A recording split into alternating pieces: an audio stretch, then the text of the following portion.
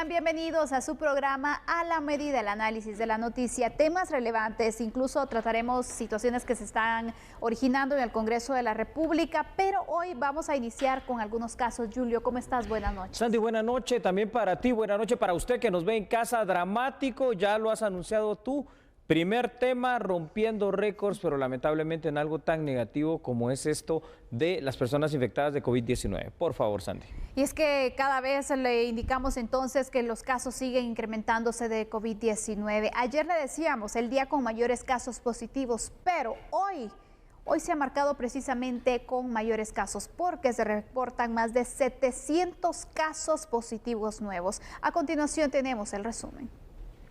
El Ministerio de Salud Pública y Asistencia Social informó que este martes se registraron 771 nuevos casos de COVID-19 en el país, con lo que la cifra de casos se incrementó a 14.540 pacientes positivos, entre ellos 296 mujeres y 475 hombres. Esta cifra se convierte en la mayor desde que se reportó el primer contagio en marzo pasado. La tendencia al alza se ha mantenido en los últimos días, en los cuales se fueron estableciendo nuevos récords. Además, se superó la cantidad de fallecidos que se ha reportado en los días recientes, al alcanzar los 35. De los muertos, 28 son hombres y 7 mujeres.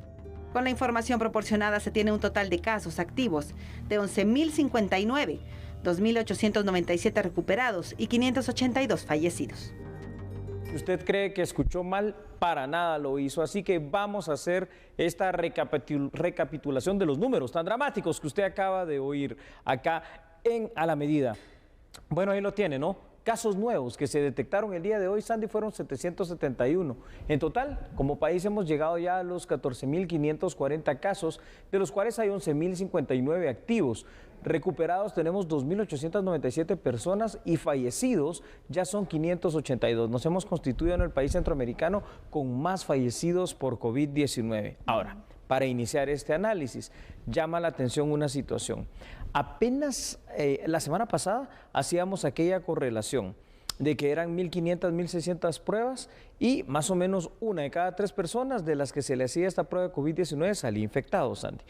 Ayer vimos ese aumento dramático en el cual más o menos una de cada 2 personas pues salió infectado, pero hoy más o menos el 70% de las 1.090 personas a las que se le realizó la prueba están infectados, es decir, hoy ya se superó más de la mitad en cuanto a personas infectadas detectadas con las pruebas. Así dramático. Es. Y lo hablábamos también fuera de cámara, Julio, que ayer mencionabas que vamos a llegar al momento en el cual se realice un número de pruebas y que un porcentaje demasiado alto se registren de casos positivos. Y recién lo mencionabas ayer, hoy se cumple precisamente eso. 1.090 pruebas se realizaron y 771 resultaron positivos. Imagínate tú la comparativa, en realidad cada vez va aumentando más esa posibilidad y obviamente sabemos que las pruebas que se tienen hasta el momento pues obviamente son limitadas. Es correcto. Que por ello no se pueden llevar a cabo más pruebas y conocer cuántos casos más tendríamos. Es decir, cuántos casos pueden estar alrededor y por eso es necesario que nosotros nos cuidemos, Julio. Ese es el problema real, Sandy, que realmente no estamos en esa capacidad de realizar el número de pruebas adecuadas y por eso, contrario a mantenerse o contrario a aumentar, han venido disminuyendo estas. Hoy fue uno de los días, digamos, más bajos de estas últimas semanas, 1.090 casos en cuanto a pruebas realizadas, pero es el día más alto desde que empezó la pandemia del COVID-19 aquí en Guatemala con estos 771 contagios. Quiere decir que si a través de estos números nosotros no tenemos la conciencia plena de que estamos en esa parte más dura, más álgida, más terrible de lo que es el COVID-19 en nuestro país, no sé qué es lo que necesitamos. Aparte, ya te daba otro dato que es bastante terrible, el hecho de que nos hemos convertido en el país centroamericano con más muertes por COVID-19. Es impactante, la verdad, esta situación, porque vemos también entonces que por una parte hay personas que pueden tener incluso riesgo o temor, Julio, de acudir a un centro asistencial porque tiene síntomas, pero tiene miedo a que le digan también que es positivo de COVID-19. Sí, así es. Pueden darse estas situaciones, porque incluso se ha conocido en casos donde se les pregunta, bueno, ¿y desde cuándo tiene estos síntomas? Ya llevaban varios días, pero por miedo, porque pensaban que a lo mejor no era una situación relacionada con el COVID-19, al final no acudían. Pero yo creo que es importante que si una persona presenta presenta alguno de los síntomas, que pueda acudir a un centro de salud, a una unidad, con algún médico, para de esta forma poder descartar o poder, someterse a una prueba al hisopado en este momento, para que de esta forma se pueda confirmar o descartar el caso, porque el miedo se está dando también, y es comprensible también este miedo, porque se está dando otra situación, Julio, que cuando se sabe de una persona que es positiva, también terrible, se generaliza ese temor y existe incluso cierta discriminación. Entonces yo creo que en primer lugar está la salud, que no le dé temor. Si usted tiene síntomas, por favor acuda, porque puede estar arriesgando a otras personas, y sabemos que es muy importante y es parte de la responsabilidad que se debe tener. Y por otra parte, al resto de personas a no discriminar, Julio, porque también se está dando esta situación, no solo al contagiado, sino a la familia. A toda la familia. Estamos viviendo definitivamente tiempos y épocas especiales. Estamos viviendo una pandemia, cosa que no muchas personas en la humanidad les toca sobrevivir y pasar. Ya lo hablábamos la semana pasada, la última de las grandes pandemias, la gripe de la fiebre española, fue de 1918 a 1920. Costó 25 millones de vidas hace casi prácticamente 100 años atrás. Hoy estamos viendo también, fuera de los números tan lapidarios para Guatemala, que en este caso son los que hay, 771 personas detectadas contagiadas, en el mundo ya se superaron las 9 millones de personas contagiadas de COVID-19. Son unos números que son impresionantes cuando tú los ves y cuando tratas de dimensionar esta situación. Hasta hace más o menos un mes la situación del COVID-19 se estaba ubicando como una de las 20 pandemias más terribles y más mortales en el mundo, pero estaba en el lugar número 11. Ahora cada vez va ascendiendo más. No es solo una cuestión de nuestro país, no es solo una cuestión del continente americano, pero sí es una situación que está afectando grave y seriamente la salud de nosotros los guatemaltecos. Así es, Julio. ¿Qué te parece si ahora vamos a observar así las gráficas por regiones? Sí. ¿Cómo ha ido variando esta situación? Porque hay departamentos que obviamente registran mayores casos. Guatemala obviamente no se escapa. Empecemos entonces con esa región número 1, por favor, Sandy. Así es, Julio, la región número 1 que reporta 10.793 casos. Aquí se encuentra Chimaltenango con 313, Zacatepeques con 524 y Guatemala con 9.956, el departamento que más casos reporta. Es una situación terrible la del departamento de Guatemala. En la región número 2 hay ya 1.300 casos, de los cuales Huehuetenango tiene 115, Totonicapán 61, Quetzaltenango 488 y San Marcos con 636. También tenemos la región número 3, aquí se encuentra Izabal con 97 casos, Zacapa con 125, Chiquimula con 59, Jalapa que reporta 39, El Progreso 264, que El Progreso registra mayores casos en esta región, que reporta en total 1.232, la región número 4. Así es, en esta región número 4 encontramos a los departamentos de Retaluleu con 88, Suchitepeque 157, Escuintla 628, Jutiapa con 147 casos y Santa Rosa 212. El total de esta región, ahí lo tenemos, 1.232 casos. Para finalmente, Sandy. La región número 5, ahora vamos a observar entonces, tenemos el total de casos 631, Petén con 114, Alta Verapaz con 112, Baja Verapaz con 151, Quiché con 67 y Sololá que reporta 187 casos. Sololá aquí se encuentra en el primer lugar en la región número 5 con 187 casos, lamentablemente. Posteriormente pues le sigue también Baja Verapaz con 151 casos positivos. Algo se ha de estar haciendo bien en los departamentos de Jalapa, en el de Chiquimula y también en el del Quiché, que son los tres que reportan menos cantidad de casos, o en todo caso se habrán realizado menos cantidad de pruebas, eso no lo sé, pero lo que sí es claro con esta situación del COVID-19 en Guatemala es que se ha centralizado prácticamente en ciertos departamentos, ya sabemos cuáles son los 4 de mayor incidencia, pero la ciudad capital y todo lo que son los municipios que la rodean es una situación que ha quedado seriamente golpeada y que en este momento se constituye en un lugar altamente peligroso para el contagio del coronavirus. Es importante entonces seguir manteniendo las medidas de prevención, aumentarlas si es necesario, lavado constante de manos, el uso de la mascarilla, el distanciamiento social.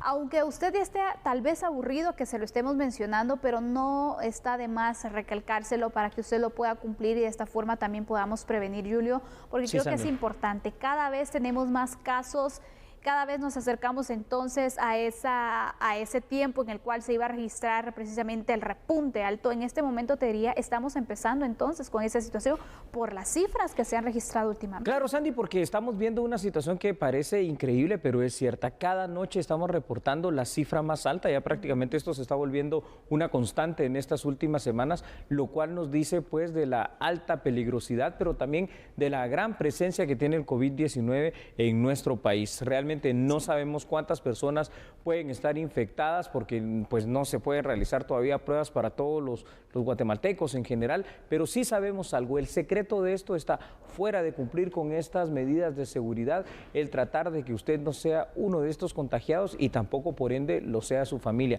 Para ello, Sandy, entonces tenemos que recordar, ya tú lo decías, será molesto el tema de llevar la mascarilla, sí, pero es un accesorio que nos viene a acompañar ahora por mucho tiempo. Y encima de todo, en estos días, ojo, quiero mencionar algo aquí, cuídese con su mascarilla, no solo por el COVID-19, sino porque el polvo del Sahara estará presente también. Y vi imágenes el día de hoy, por ejemplo, de Puerto Rico, una nube inmensa, una situación terrible, así que cuídese mucho. Manténgase alejado de toda enfermedad y manténgase lo más alejado realmente de estar saliendo si no es necesario. Muy buenas recomendaciones, Julio. Y aparte de ello, recordemos, con el uso de la mascarilla, si usted utiliza de las desechables, es importante que las corte, las coloque dentro de una bolsa y que luego las tire, porque también es necesario mantener ciertas medidas al momento de desecharlas. Y si utiliza de las que se lavan constantemente, pues bueno, tienen que pasar por lo menos 4 horas en el sol. Obviamente el lavado que se le debe dar debe ser muy importante para poderla utilizar y preferiblemente tener varias para poder pues utilizarla todos los días y no esperar entonces o darle menos tiempo también de sol, Julio, que sabemos que en esta temporada de lluvias cuesta un poco, por lo tanto también que tenemos que tomar en cuenta estas recomendaciones. Y recuerda también, cuando toca su mascarilla para colocársela, lo ideal es agarrarla de los extremos. Si usted la toca por alguna situación que se le sale control, pues bueno, lávese las manos, no se toque los ojos, no se toque la cara, sino mantenga entonces ese respeto y esa distancia también es parte de las recomendaciones. Muy importante, Sandy, así que de esta manera damos por terminado este primer tema que esperemos mañana empiece a variar y si no, pues a cuidarnos. Como segundo tema, cuando regresemos de la pausa, multa, y es una multa bastante alta, aquel negocio que hace 2 semanas casi pues organizó una fiesta clandestina donde participaron muchas personas, sobre todo jóvenes. Después de la pausa tenemos los detalles y el análisis. Por favor, siga en sintonía. Señoras y señores, por favor no cambien porque nosotros somos a la medida.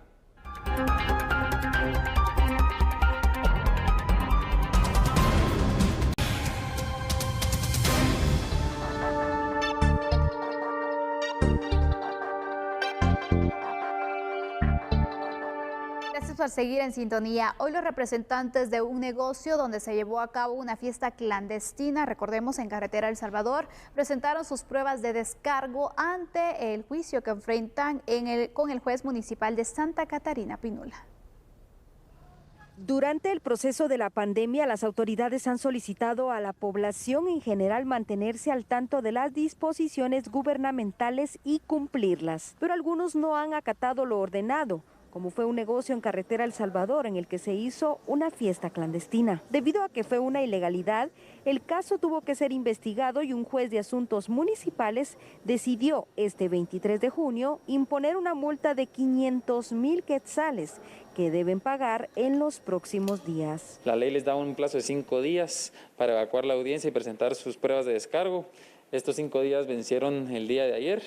El día de hoy, martes, el juzgado municipal ya resolvió imponiendo una multa de 500,000 quetzales, que es el monto más grande que nos permite la ley como juzgado municipal para imponer multas, y así también clausuró completamente el establecimiento de forma definitiva hasta que ellos solventen su expediente dentro de la municipalidad. Pero se puede aplicar un descuento. Hace 100 días, cuando inició la pandemia del COVID-19 en el municipio de Santa Catarina Pinula, en el Consejo autorizamos un 25% de descuento para todas las multas administrativas que se pagaran antes de finalizar el mes de junio. ¿Eso qué quiere decir? Si antes de fin de mes, antes del 30 de junio, ellos se presentan a pagar su multa, pagarán 375,000 quetzales, obteniendo un 25% de descuento. Si no la pagan antes del 30 de junio y si no la pretenden pagar de julio en adelante, tendrán que pagar el total de la multa, que será 500.000 quetzales. Según lo establecido por las autoridades, es un hecho de desobediencia y la multa es una de las sanciones que corresponden en el caso. Bueno, yo creo que esto amerita mucho la atención para poder hacer el análisis, ya que se trata de dos fases. Lo que estamos viendo es lo administrativo y véalo usted, por favor, en pantalla. ¿Por qué administrativo? Bueno, Sandy, se trata de un juez de asuntos municipales, en este caso de Santa Catarina Pinula, quien impuso la máxima de las multas, que es la de 500.000 quetzales, al dueño, donde se celebró la fiesta clandestina de hace ya casi 2 semanas. Este proceso administrativo, hay que decirlo bien, y así lo decía el alcalde Sebastián Cirio, tiene la posibilidad de apelarse y cuentan con 5 días hábiles para poder hacerlo y buscar en todo caso una rebaja de hasta el 25%, pero seguirá siendo una cantidad muy importante de quetzales a pagar. En la apelación, el Consejo Municipal será quien tome la decisión si mantiene en firme este fallo o si por lo contrario lo revierte un poco y hace este descuento. Hasta la fecha, el Ministerio Público no ha presentado detalles sobre el seguimiento que también le da el caso con relación, Sandy, a posibles capturas ya del ámbito penal. Es importante marcar estas diferencias, Julio, porque muchas personas se preguntan y viven entonces recalcando, bueno, ¿qué ha pasado? ¿Se van a dar capturas o no? Porque marcaban, bueno, en los días anteriores que se han dado también algunos eventos que han sido de menor personas, donde se llevaron a cabo algunas capturas. La pregunta era, bueno, ¿y para cuándo se van a dar las capturas por la fiesta que se llevó a cabo de una forma pues un poco más grande en Carretera El Salvador? Entonces, es importante marcar esta diferencia, el punto administrativo y el lado ya del tema penal, el Ministerio Público es el que lo lleva a cabo. Y en este caso, precisamente así como lo estás remarcando, Sandy, cada vez que es una sesión administrativa, el problema es que, perdón, la pena, en todo caso, lo que va a pasar, lo que va a pasar es el pago de una multa. Cada vez que se habla de algo administrativo como un juez de asuntos municipales, que no es del fuero del ámbito judicial, eso es lo que va a suceder. Claro, por una parte, entonces tenemos una alta probabilidad, diría yo, Sandy, que en esa parte administrativa ya sea ese $500,000 de quetzales que quede claro a pagarse. Aparte de ello, viene el tema penal, donde hay claramente un par de delitos, al menos, que eventualmente podrían no solo significar también a otro pago de algún otro tipo de compensación, sino años de cárcel para quienes sean, en todo caso, los dueños, los organizadores, los representantes legales, de conformidad a la investigación, en todo caso, que realice el Ministerio Público y a lo que se determine y dictamine de lo que sucedió exactamente en esa fiesta de Carretera El Salvador. ¿Qué tipo de pruebas de descargo en este tema administrativo podrían ser valederas para que se diera algún tipo de descuento o para que el fallo fuera a favor de los dueños de este negocio, Julio? Es una pregunta muy interesante, Sandy, porque creo que como pruebas de descargo, ni siquiera en lo administrativo, que sería lo menos, y ya estamos hablando de 500,000 quetzales, y por supuesto tampoco en el ámbito penal habrían muchas. Todos aquí en Guatemala tienen derecho de defensa, todos aquí en Guatemala tienen también la presunción de inocencia y todos tienen el derecho por el artículo 28 de elevar peticiones a la autoridad competente. Entonces, estoy seguro que en este plazo de estos 5 días, pues los dueños representantes legales de este lugar donde se celebró la fiesta van a interponer el recurso que les compete.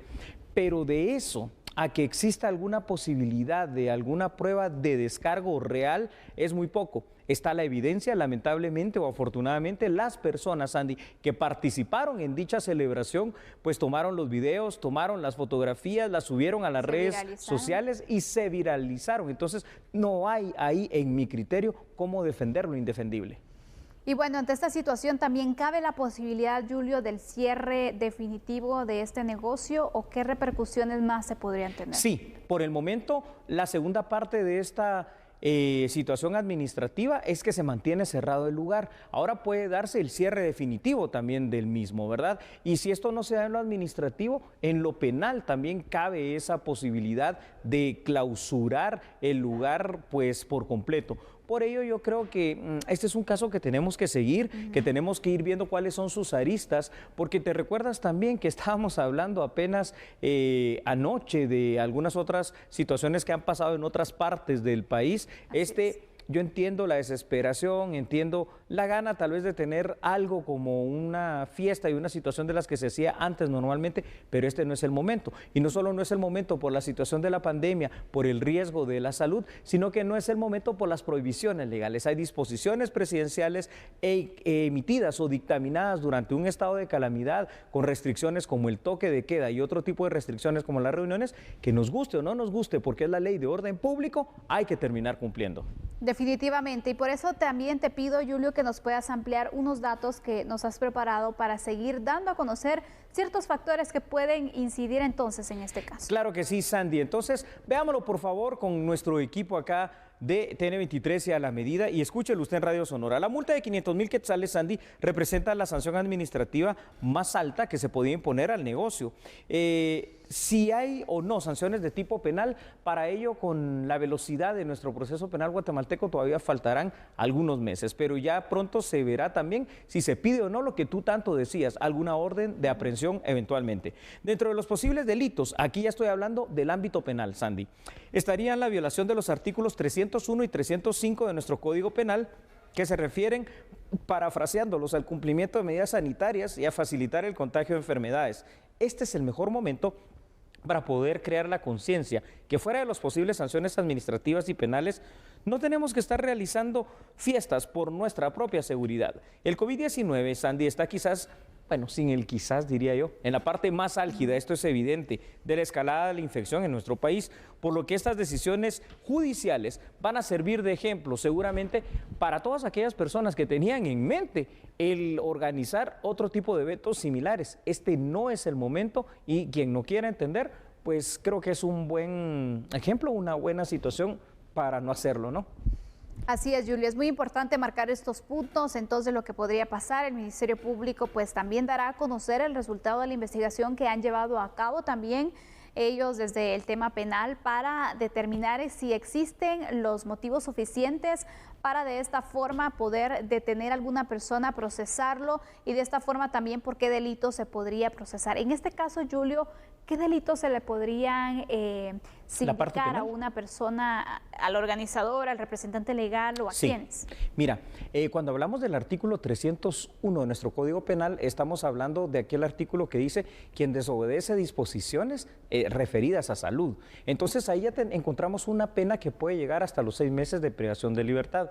Y cuando hablamos del artículo 305, estamos hablando de aquellas personas que facilitan los contagios de enfermedades, de epidemias, como lo dice el Código Penal. Esta es una pandemia específicamente y ya la pena de privación de libertad es de 6 años. La cuestión aquí es cuántas personas participaron en la fiesta y si se aplica la pena por toda la masa del grupo que estaba ahí, o en todo caso se puede empezar a individualizar y esto ya se vuelve una situación enorme. Como sea, el problema, tanto en lo administrativo, ya es grande, porque aún con la rebaja del 25%, es una cantidad importante de quetzales, se está arriesgando también el cierre total de este negocio y por supuesto no digamos la parte penal. Y aún saliendo, digamos, fuera de todo esto, bien librados, que no lo creo por la evidencia que existe, honestamente, Sandy, esto les va a significar un desgaste en el tiempo, un desgaste en lo personal, un desgaste para el negocio, el posible cierre del mismo y, por supuesto, va a costarles dinero. Efectivamente, y sabemos también las personas que laboran en estos comercios que obviamente también se ven afectadas de manera indirecta porque, imagínate, con el cierre obviamente están los despidos. Así es. Familias que se quedarán entonces sin estos ingresos. Al final todo esto nos deja a nosotros una lección para todas las empresas, para todas las personas que organizar eventos en este instante cuando se tienen las restricciones es un grave riesgo a la salud, es un grave riesgo y las consecuencias que se pueden venir también a la persona que lo lleva a cabo y que obviamente debemos crear conciencia de no realizar estos eventos masivos porque sabemos que está la restricción y la restricción es precisamente porque estamos en medio de esta pandemia y porque es una de las medidas para poder prevenir los contagios también. Entonces es necesario que veamos este claro ejemplo que ya se ha dado, lamentable que se tenga que dar para que podamos ver las consecuencias, pero bueno, es muy importante marcar entonces estos puntos, Julio, para que todas las personas por lo menos tengan temor de realizar ese tipo de reuniones. Es correcto, Sandy. Este es el momento en el cual sí o sí por las buenas o por las malas, todos tenemos que entender como ciudadanos guatemaltecos que es una situación de responsabilidad, primero en lo personal, es una responsabilidad también en lo social. Las empresas al final de cuentas tienen que tener bien firme, bien determinado los protocolos de seguridad, y es por ello que, aunque todos quisiéramos probablemente estar en un restaurante, en algún lugar, en alguna discoteca, en un sitio de estos, no es posible, y menos es posible poner en riesgo la salud de varios guatemaltecos, en este caso de varios jóvenes, tal y como se vio en esta fiesta, de una forma en la cual estaban compartiendo las bebidas, estaban compartiendo en un mismo ambiente cerrado, estaban no manteniendo el distanciamiento social, y que el único riesgo que existe ahí, fuera de una borrachera como tal en cualquier fiesta, es precisamente el de contagiarse de una enfermedad que ha demostrado ser tremenda, ha demostrado ser terrible, pero que también demuestra ser mortal, como es el SARS-CoV-2, más conocido como el COVID-19. Y bueno, estaremos dando seguimiento a esta situación desde Santa Catarina Pinula, donde en 5 días entonces deben presentar todas estas pruebas, ¿verdad, Julio? Así es, 5 días. Para esta forma entonces determinar de cuánto será la multa que se le impondrá a los propietarios de este negocio. Muy importante. Una pregunta, Sandy, y te la hago a ti para hacérsela también a todos los televidentes. ¿Cómo están con el tema del pago del impuesto de circulación? ¿Lo pudieron realizar ya? ¿Estamos a pocos días de que eso pase? ¿O ha habido algún cambio? No lo sé. Hay ciertos cambios, pero usted quiere saber qué está pasando incluso en este momento en el Congreso de la República. Pues bueno, después de la pausa le tenemos la respuesta a este interrogante. Así es, entonces, señoras y señores, no cambie. ¿Para qué lo va a hacer? Solo recuerde una cosa, nosotros somos a la medida.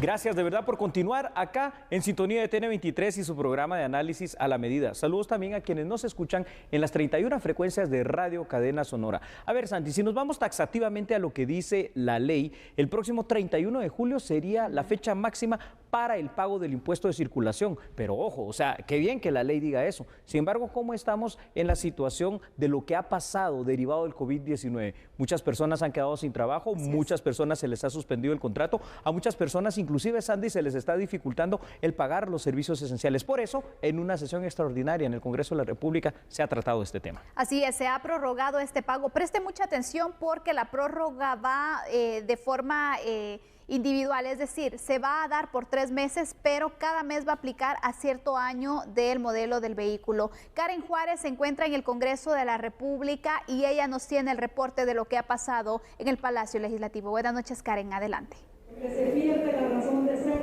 Sandy y Julio, buenas noches. Efectivamente ha sido una jornada larga desde el Congreso de la República, donde cabe mencionar que hay resultados positivos para la población, y es que se ha aprobado una prórroga para el pago del impuesto de circulación. Ustedes ya lo mencionaban, se realizaba este análisis porque ahora con esta prórroga que se ha aprobado, los conductores podrán realizar este pago hasta el 31 de octubre. Recordemos que inicialmente, y como ha sido todos los años, este pago se realiza antes del 31 de julio. Sin embargo, derivado por la emergencia del COVID-19, se ha aprobado esta prórroga y ahora los guatemaltecos tendrán 3 meses más para poder ponerse al día con este pago del impuesto para circulación de vehículos tanto terrestres, marítimos como aéreos. Esto ha sido parte de lo que ha discutido el Congreso de la República. Se ha aprobado esta prórroga, como les da a conocer, y queda aprobada con el decreto 24/2020. Posterior a ello también se ha realizado otra discusión, y es acerca de conocer de urgencia nacional, que ha sido un paso que ya se ha dado por parte del Congreso y se ha conocido por artículos, y es una bonificación para los jubilados y pensionados del Estado. Inicialmente esta iniciativa de ley buscaba otorgar una bonificación única de 2,000 quetzales para todos los jubilados y pensionados del Estado. Sin embargo, se han realizado reformas, y para realizar esto se esperó por parte del Pleno, estuvo en pausa de alguna manera mientras se hacían estas reformas, para donde se ha señalado que del fondo para el empleo, se asignarán 150 millones de esos recursos que se establecen en el artículo 3 del decreto 13/2020 para que el Ministerio de Finanzas Públicas y el Crédito Hipotecario Nacional puedan realizar o especificar o asignar, mejor dicho, un monto para poder asignarle esta bonificación a los jubilados y pensionados del Estado. Este pago debe ser realizado o entregado este beneficio antes del 30 de agosto, según se ha aprobado hasta el momento, porque continúa en discusión esta ley. Se ha aprobado ya el artículo 1, el artículo 2, que les hacía mención acerca de la asignación de los 150 millones de quetzales, y ahora se discute un nuevo artículo que le correspondería al artículo número 3, porque se presentó una enmienda para un artículo nuevo donde se busca que los jubilados y pensionados no repitan este beneficio con otros programas que se han aprobado por parte del Congreso. Sin embargo, eso continúa en discusión y es así como se ha llevado a cabo esta sesión extraordinaria posterior a que se lleve a cabo esta votación y esta aprobación. Se habla acerca de la solicitud de conocer de urgencia nacional también reformas a la Ley Orgánica del Crédito Hipotecario Nacional. Es así como se ha llevado a cabo esta agenda legislativa. También estaba o se encuentra en agenda la elección de magistrados. Sin embargo, por la larga jornada que se está llevando en este momento, pues no es algo que sea pronto en este momento a realizar por parte del Pleno del Congreso de la República. Sandy, Julio. Gracias. Agradecemos precisamente a nuestra periodista Karen Juárez este reporte tan amplio, tan firme y tan completo al final de cuentas de lo que está sucediendo en esta sesión extraordinaria. Sin embargo, hay otra información relacionada con este tema, Sandy. Así es, Julio. Hemos observado entonces el resultado de esta sesión plenaria extraordinaria que se lleva a cabo, donde ya se han conocido varias iniciativas que se han convertido en ley. Y precisamente sobre este tema hemos consultado al diputado unionista Álvaro Arzú respecto a la importancia también de la aprobación y conocer temas que sean relacionados a poder ayudar a las personas afectadas por la pandemia del COVID-19. Y cuando yo miro el orden del día, honestamente, veo la lectura de un informe, 2 lecturas de iniciativas de ley, un primer debate, un segundo debate. Señores diputados, si no estuviéramos hablando tanto, ya hubiéramos llegado al punto de las Cortes. Si Gloria Porras ya nos hizo esperar 8 meses, puede esperar 1 hora más. Así de sencillo. Entonces yo no veo cuál es toda la discusión cuando lo que tenemos aquí son temas que, como dijo el diputado que me antecedió, es lo que al pueblo de Guatemala realmente le interesa en este momento, no a las ONGs o a los grupos sociales o a la Corte o a la magistrada que se quiere reelegir por la Corte Suprema. No. Aquí lo que le interesa al pueblo de Guatemala es qué va a poder comer mañana, cuándo se va a abrir la economía para poder trabajar. Eso es lo que le interesa. No lo que le interesa a los grupos de presión o grupos de poder, grupos de influencia o embajadas. No. Aquí nosotros venimos a trabajar para el pueblo de Guatemala porque ellos son los que nos pagan. Y lo de las Cortes es importante, claro que sí. Pero puede esperar 1 hora. ¿Cuál es el problema? ¿Cuál es la urgencia? ¿Cuál es la ansiedad? Si ya esperamos 8 meses o hasta casi 9 meses para llevar a cabo esta elección, no por culpa del Congreso, sino por culpa de la Corte de Constitucionalidad liderada por Gloria Porras. Porque esa resolución es de ella, por un interés particular de ella, apoyada por ONGs que también tienen intereses particulares. Entonces seamos sensatos, compañeros. Bueno, qué tema más interesante, y empecemos a hacer el análisis y pongamos algunos datos que son justos para ello. A ver, Sandy, todos los años los guatemaltecos que poseemos cualquier tipo de vehículo tenemos que cancelar el denominado impuesto de circulación. Por ley, el plazo máximo para pagar dicho impuesto vence el 31 de julio de cada año, que es lo que iba a pasar obviamente acá. Sin embargo, en el pasado mes de mayo se presentó una iniciativa de ley para que el Pleno del Congreso pudiera conocer este tema de aplazar el pago de dicho impuesto. Esta noche en sesión extraordinaria lo conocieron y efectivamente se dio. Hay ahora plazo hasta el 31 de octubre, pero viene diversificado con los distintos tipos de modelo de vehículo. Eso ya lo tendremos que aclarar más adelante. Recordemos que la economía, al final de cuentas, de los guatemaltecos en este momento, Sandy, está siendo seriamente afectada por la crisis derivada al COVID-19. Y te pido de una vez si puedes poner sobre la mesa de discusión más elementos fácticos para que podamos hacer el análisis. Así es, Julio, y vamos a proyectar precisamente entonces estos datos, porque hoy de urgencia nacional el Pleno del Congreso aprobó conocer la solicitud de prórroga al pago del impuesto sobre circulación. Ahora la fecha de vencimiento de este impuesto será el 31 de octubre, el último grupo. Así es. Este es un momento para pensar que es mejor aplazar la fecha del pago del impuesto a simplemente no recibirlo por la falta de recursos derivados del coronavirus, que también otra situación que se había planteado era el hecho de no pagar el impuesto, pero sabemos que es importante Eso también se rechazó para las arcas del Estado. Y es importante también que el Congreso de la República haya tomado esta decisión de dar una prórroga, ya que representa un respiro para los guatemaltecos. Recordemos entonces, fueron 140 los diputados quienes aprobaron esta iniciativa de prorrogar entonces el impuesto de circulación, Julio. Y en cuanto a este punto es necesario poder aclarar muy bien cómo se encuentra la ley, porque son 3 grupos los que van a tener esta prórroga. Unos durante un mes de prórroga, otros 2 meses y otros 3 meses. ¿Cómo está el tema entonces, Sandy? ¿Te parece si lo aclaramos de una vez? Sí, por favor, para gracias. Que de esta forma usted preste mucha atención, por favor, porque los vehículos en circulación cuyos modelos se encuentren comprendidos entre los años 2017 al 2021, preste atención, si usted tiene un vehículo que es del año 2017 al 2021, podrá realizar el pago de este impuesto correspondiente hasta el 31 de agosto de este año.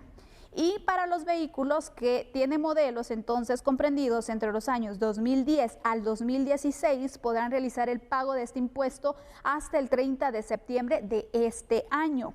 Para los vehículos correspondientes a los modelos anteriores al año 2010 podrán realizar el pago hasta el 31 de octubre de este año. Este es entonces el plazo límite. Excelente aclaración, Sandy, porque entonces vemos que no es a todos en general a quienes se le ha extendido este pago para el 31 de octubre, sino que tiene una lógica, y una lógica que es aquellos que tienen vehículos de modelo más recientes, que por ende tú puedes pensar, bueno, hay una mejor y mayor capacidad adquisitiva y de pago, pagarán antes. Los de vehículos de modelos intermedios lo harán en el mes de septiembre y todos aquellos modelos que sean más antiguos al 2010, pues ya lo harán hasta el 31 de octubre. Pero importante también es recordar lo siguiente, tú lo decías, otra de las iniciativas que se había presentado era precisamente que simplemente no se pagara el impuesto de circulación, y esto tampoco es viable. No, totalmente. Porque al final de cuentas, si hay una baja recaudación, si estamos en la situación que estamos, es importante que se pague este vehículo, pero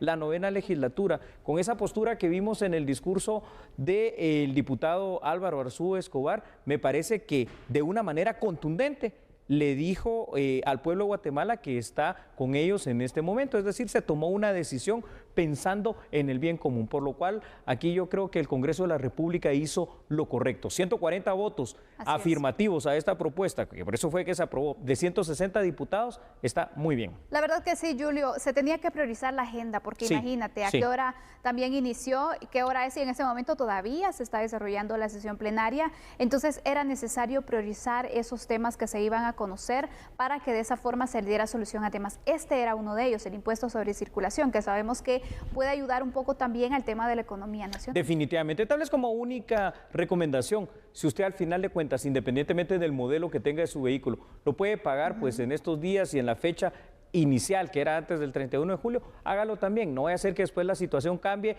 que la situación se complique, y es mejor ser previsor. De todas maneras, pagaremos el impuesto de circulación los guatemaltecos en los meses de agosto, septiembre y octubre. Así es. Bueno, vamos a hacer una pausa en este momento, pero tenemos otras noticias que darle a conocer después de la pausa. No cambie, por favor. Recuerde que somos a la medida.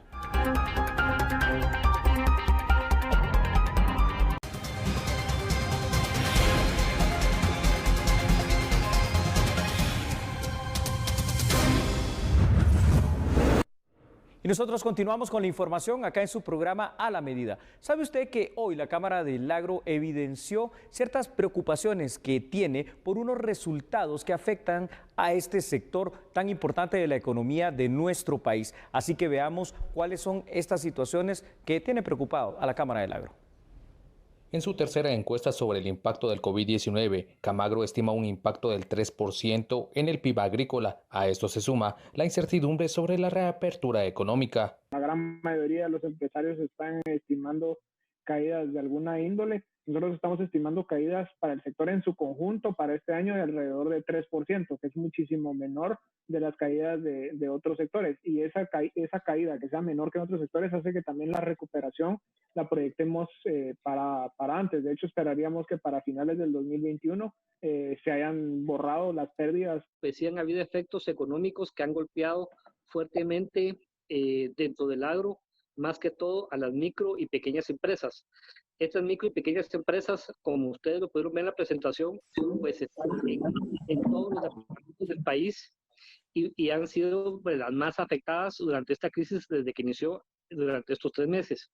Dentro de los principales problemas que hablaba Ricardo es el flujo de caja y el flujo también, no solo el flujo de caja para el pago de planillas, que es lo que más está golpeando al sector agropecuario.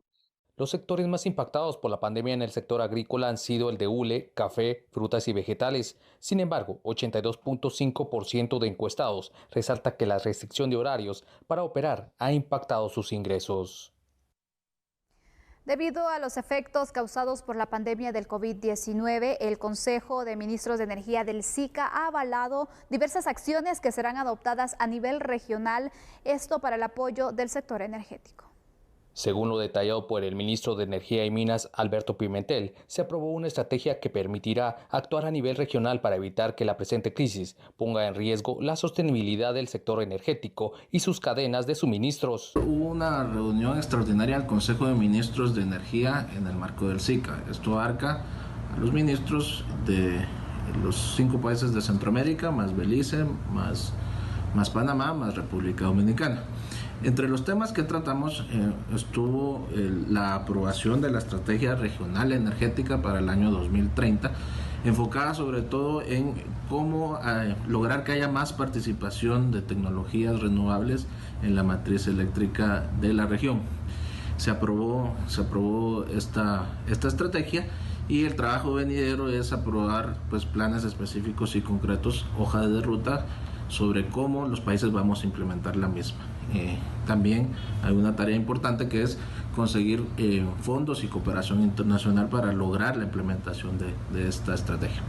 Otro de los temas importantes que tratamos ayer fue la aprobación de una estrategia para que los sectores energéticos se recuperen de la pandemia del COVID-19 y los efectos que han tenido en la economía. Entre las principales acciones que contiene el plan se incluye la búsqueda de apoyo bancario y financiamientos para la recuperación de los sectores energéticos de los países miembros del SICA afectados por la pandemia del COVID-19. Asimismo, crear un protocolo general para enfrentar emergencias y desastres en el sector de energía de los países miembros del SICA, el cual contendrá guías a seguir por las empresas del sector energético, así como los entes reguladores y los ministerios o secretarías que tienen a su cargo las políticas de supervisión y fiscalización del sector. Para nosotros siempre un gusto el poder recibirlo acá en TN23 y su programa de análisis a la medida. Mañana, recuerde, a las 21 horas, aquí le esperamos. Mientras tanto, descanse. Hasta mañana. Feliz noche. Chao.